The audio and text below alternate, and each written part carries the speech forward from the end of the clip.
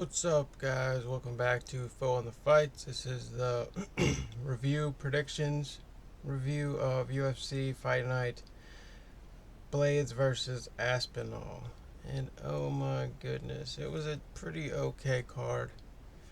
I was expecting a bit better fights, but we've been so spoiled with the UFC lately that I'm not surprised. Karma has to work its way out. It's a polarity effect. They can't have a bunch of amazing cards in a row and then just keep going with amazing cards in a row. There has to be a low point to level everything out. Not to say the card was bad.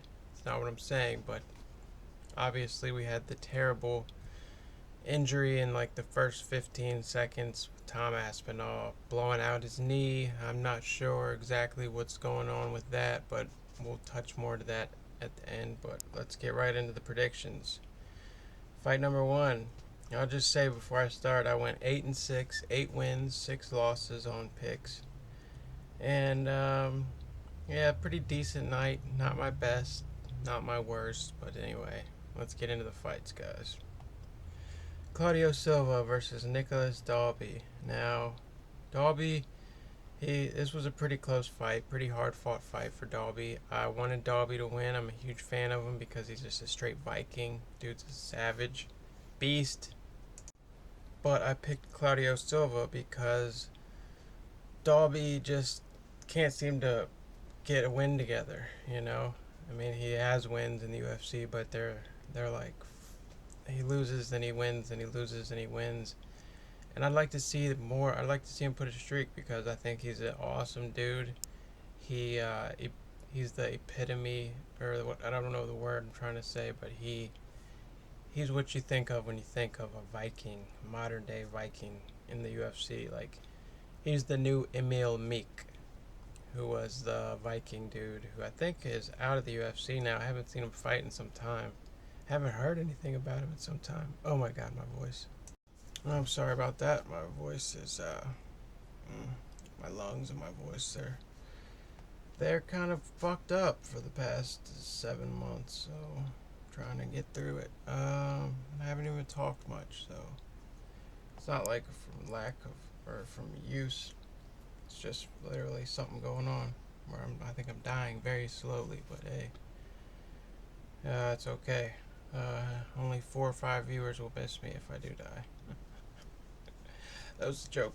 Alright, moving on, we got Mandy Boom versus Victoria Leonardo. I picked Boom to win.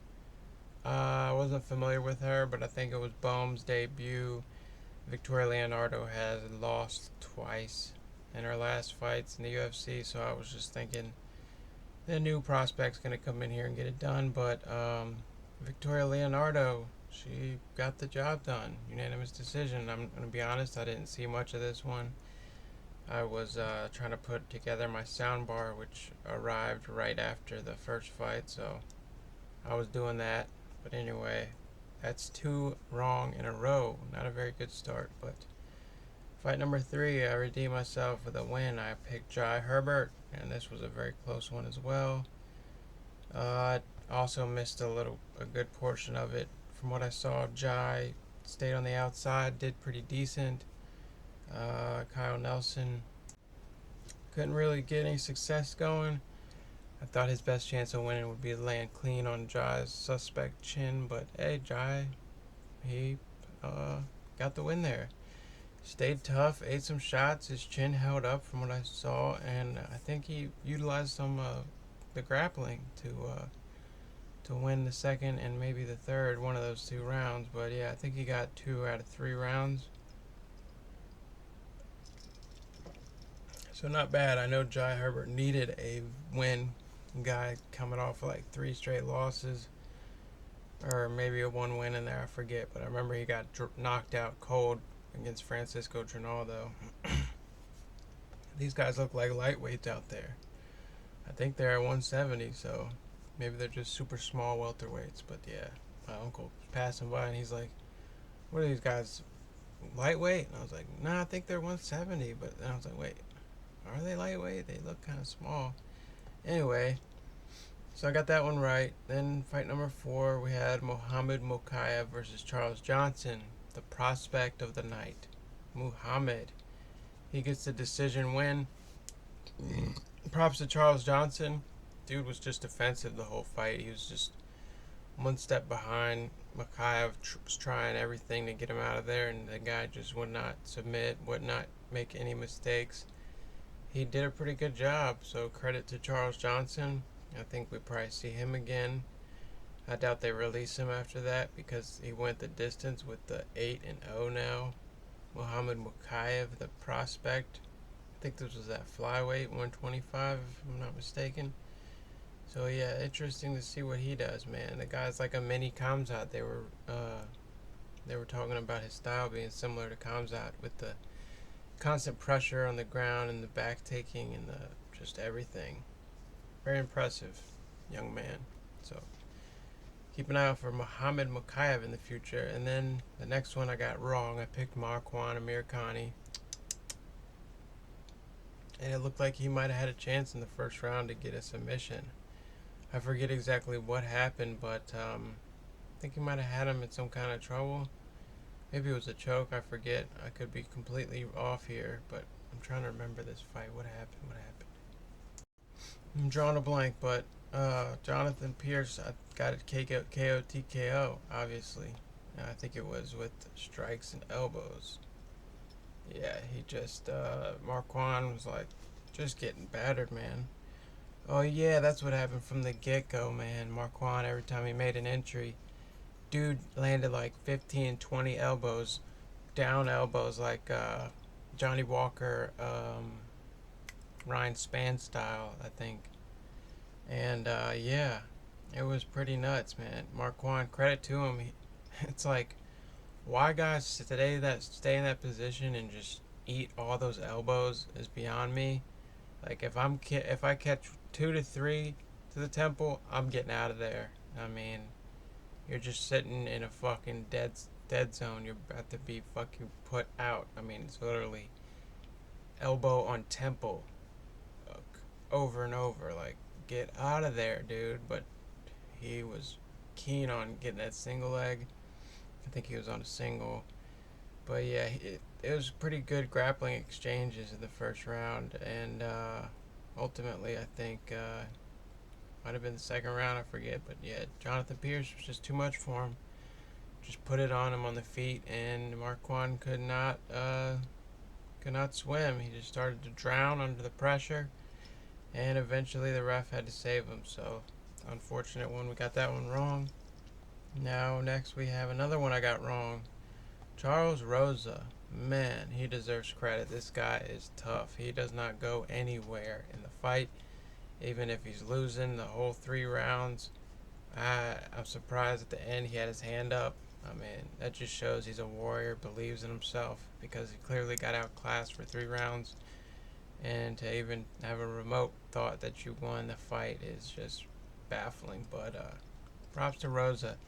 Dude's tough. He's a dog, man. There was times I thought he was going to be put out on the feet because Nathaniel Wood he was super sharp, super crisp, and he was landing the heavier shots, and Rosa was just, he had like the same fucking offensive plan, just swing big and try to go for a takedown, and it wasn't working. And I picked Rosa. I thought he'd be able to do it with the ground game, but he seemed to trust his hands, and I said he might have better chance if he's just more confident in his hands, but I don't think he was. Or maybe he was and he just was outclassed. But yeah, Nathaniel Wood looked good. I would have liked to see a little more urgency. Michael Bisping was touching on that. I mean, if you're just dominating for 2 rounds, you might as well just, I mean, it could go both ways though, because he could have tried to go for finishing, then got finished himself by making a mistake. So it's a thin line these guys are walking here. But yeah, pretty performance by Nathaniel Wood. Clean, nothing fan favorite. Like, he didn't win over a bunch of fans with that one because it was a safe performance, but still, it was a pretty fun fight to watch. And Charles Rosa, you can't count that guy out, never. He's always in the fight, always trying to win. But yeah, he just got completely destroyed for 3 rounds. I think the card one time was 30-26. 30-26, yeah. Terrible. So the next one we got right. We're back on a win streak with Mark Dickesi. Unanimous decision win over Damir Hadzovic. Yeah, man, Mark, he's known to be a striker, kickboxer, I think, but he's been showing this other side to him with the grappling. Yeah, he just utilized the grappling, and Damir had nothing for him, man. There was one time where Damir got cut in the fight, and he was complaining about clash of heads causing bleeding, but if I'm not mistaken, I thought Mark landed like a nice right hand straight in the eye. So I'm not sure if if the head, I don't know, it's confusing, but yeah, I think he got saved there for a second with that one. But yeah, anyway, Mark Dickesi, he gets the win. He looked pretty dominant. Be interesting to see who he fights next, if he gets like someone up in the top 15, because I think right now he's just outside of there fighting guys just outside the top 15. So yeah, good fight. Next one we also got right. This one was a close one. I very much thought it could have, like Mason Jones. The guy's a dog. He's gritty. He just, I thought he would use his grappling. Good God, he was 88% picked, and I picked Ludovic Klein, man, because this guy's dangerous, man. He's good as fuck, man. He's like Peter Yan. He's like the Polish. I called him Polish in my preview, but he's Slovakian. So apologies to Ludovic Klein for fucking up your orientation. But anyway, guy was a super underdog at 12% picked, man. Dude's a fucking beast, though. He's absolutely shredded, even though Mason Jones looked like the bigger man in there. You know, Ludovic was just ripped to fucking shreds, man. And the boxing is so, I mean, what he got wasn't a straight shot, which I was expecting. If he was going to drop him, it'd be something straight and clean and fast. But he hit him with like 1-2 and then right or something like that, right hand. It dropped Mason pretty bad. And it was like, goddamn, that was like the moment of the fight. And then Ludovic's takedown defense held up, and he just he did the overall more damage and got the victory, unanimous decision.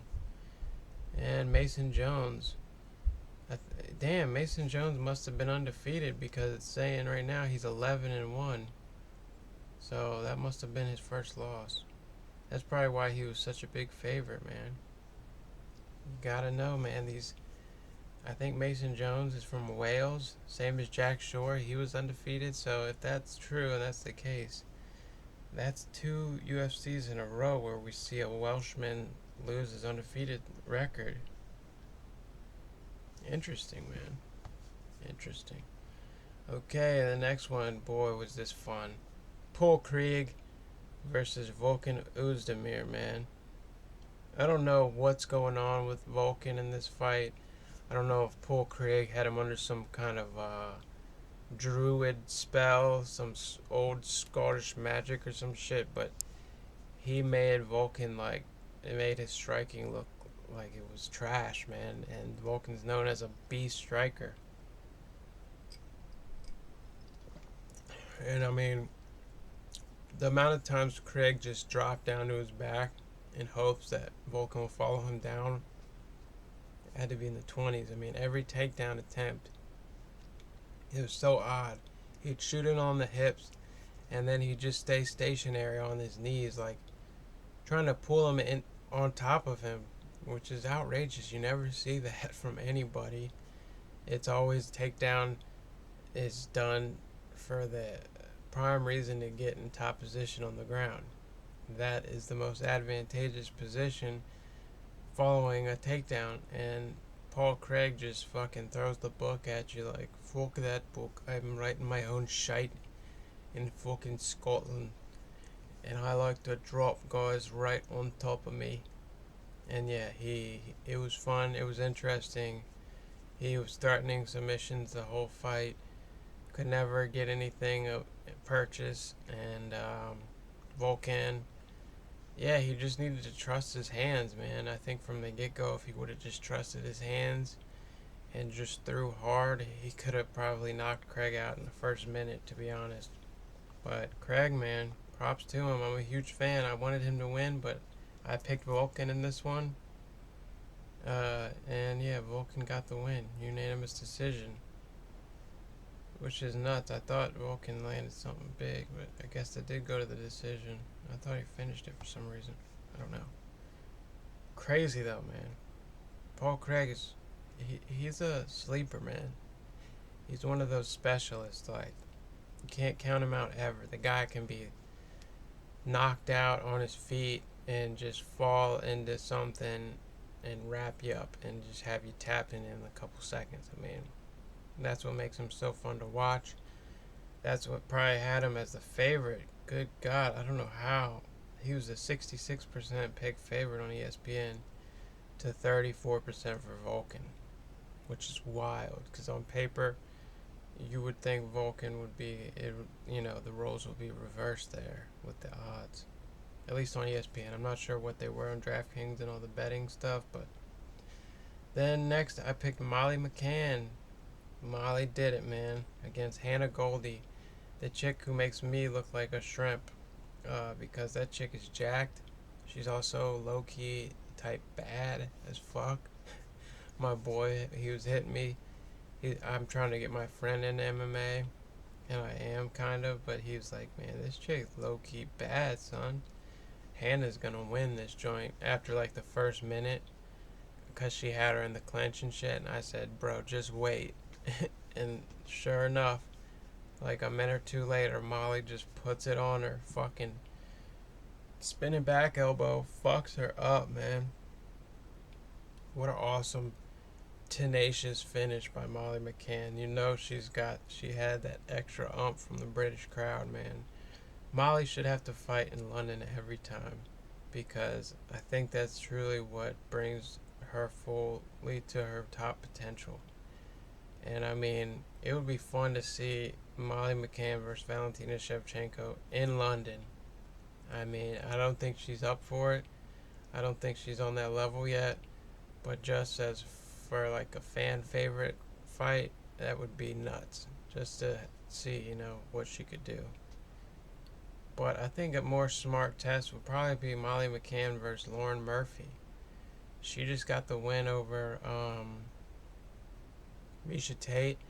And yeah, I think that would make a lot of sense for Molly if she wants to like make a drastic jump up in the rankings. Fight someone like Lauren Murphy. She's gonna probably stand and trade with you. And Lauren looked pretty good against Misha Tate, who I thought was gonna blow her away. But anyway, so we got Molly McCann right. Next we got Nikita Krylov. Correct. I also picked Nikita Krylov.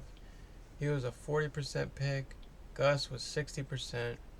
And yeah, I thought the youth and the strength of schedule and just the overall like activity would get Nikita the win, and it sure did. I mean, this was over pretty quick. Props to Gustafsson. He ate one.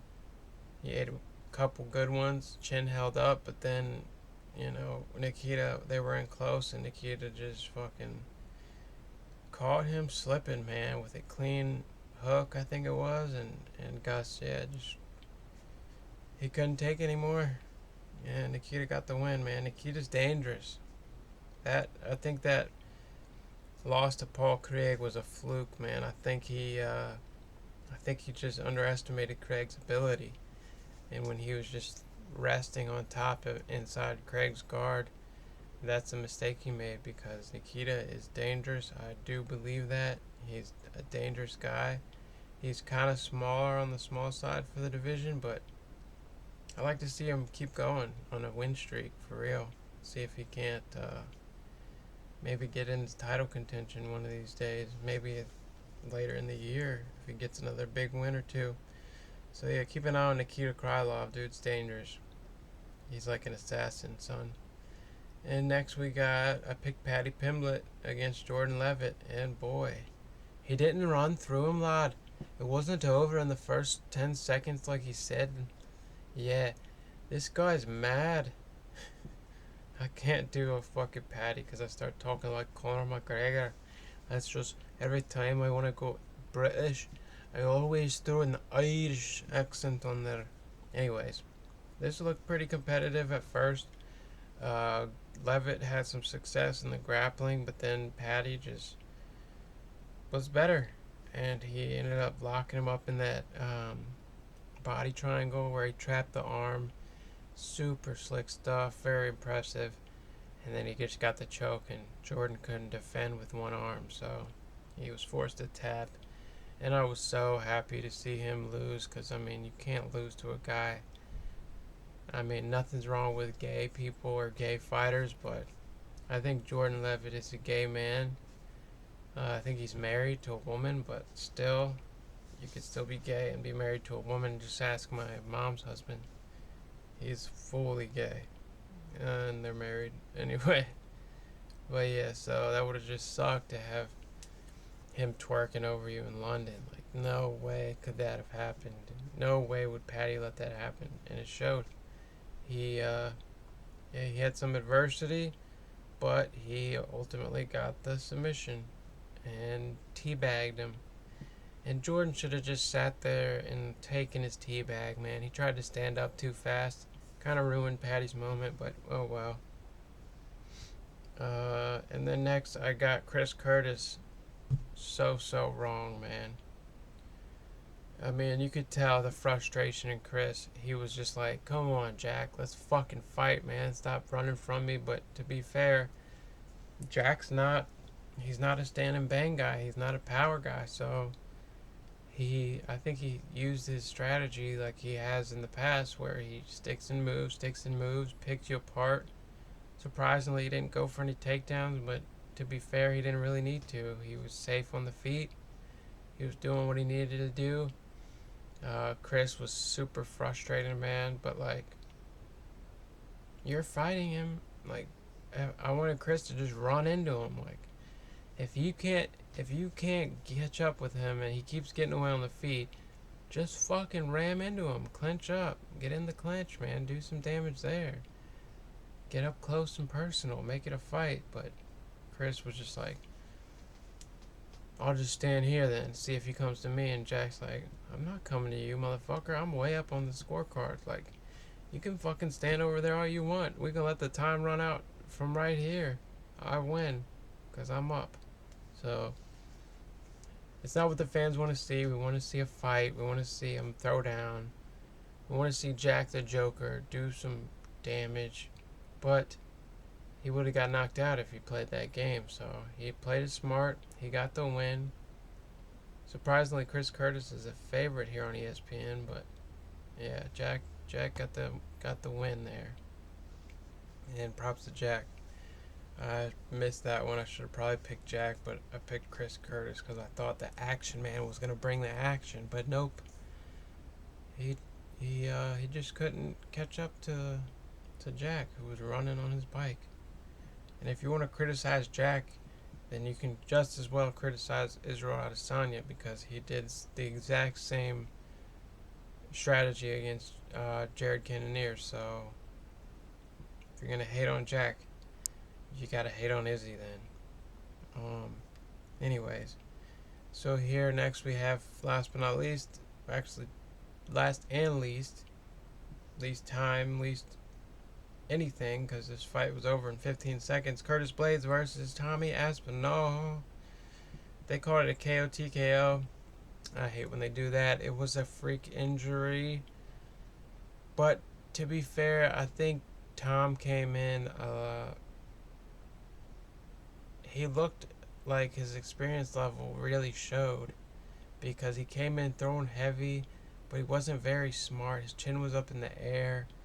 You know, he was there to be hit in return for counter strikes, and it's almost as if, I might be reading in too much into it. It's almost as if Tom either had an injury he knew about, or his confidence wasn't really there the way he was making it up to be, because he started so fast and hard that it was like he was desperate to get it over early or something. Like, like I would have expected him to be more comfortable and kind of settle into the fight a little bit, kind of get the feel of the fight, but he just came out super fast and hard, throwing shots, and Curtis looked good in the 15 seconds we saw, landed, 1-2, and then Tom, ouch, my leg. It was super weird. Almost looked unbelievable at first, like it was a fake injury, but I'm not saying that. I don't think it was a fake. Shit happens. These are big guys throwing a lot of heavy shit, bending ways very quickly in a fight. Things can happen. And it sucks though. It's like I said, the polarity effect. You can't have all those awesome cards and then you just keep getting better and better. It's already peaked, so now we hit a valley where we have 2 cards in a row where we have freak injuries in the main events in the first round and within the first minute. Like, terrible shit. I think Brian Ortega might have won a minute, but I really don't think so. I think it was like 40 some seconds in. But yeah, that's 2 in a row now. So knock on wood, let's hope we get a real fight in the next main event, because I think it's a big one coming up with Amanda Nunes and Juliana Pena's, and that one we just have to see play out for Amanda's sake, for everyone's sake, the fans, everything. So anyway, let's show the proof here. Even though 8-6 is nothing to brag about, we went 8-6. Okay, we got Nicholas Dalby wrong. We got Molly Boom wrong. We got Jai Herbert right. We got Muhammad Mukayev right. We got, let's see here, Marquand Amirkhani wrong. We got Mark Giacchese right. We got Charles Rosa wrong. Mark Giacchese right. And then we got Ludovic Klein right. Volkan Oezdemir right. Then we got Molly McCann right. Nikita Krylov right. Patty Pimblett right. Chris Curtis wrong. Tom Aspinall wrong. So yeah, overall we went 8-6. I picked 112 strikes for the tiebreaker. The final was 7 strikes. Terrible stuff. But anyways, thanks for watching. That's the predictions review of Fight Night London, Aspinall versus Blaydes. Thanks for watching, guys. And to the 2 or 3 people who watch this show, I thank you very much. And you don't have to like or subscribe, because it doesn't really matter. If you watch, you watch. If you don't, you don't. So that's okay by me. Have a great one. Stay blessed. And keep loving MMA. This is the show for the hardcore fans out there who are tired of watching all this perfect shit put together with little clips of every news and stuff. No, you want to hear a nobody like me down in their basement hardcore MMA fan talk their real shit. And I'm going to try to keep making more content for you guys about what's going on in the news, because I know you want to hear stuff like that and not just predictions and review videos and shit like that. So anyway, peace.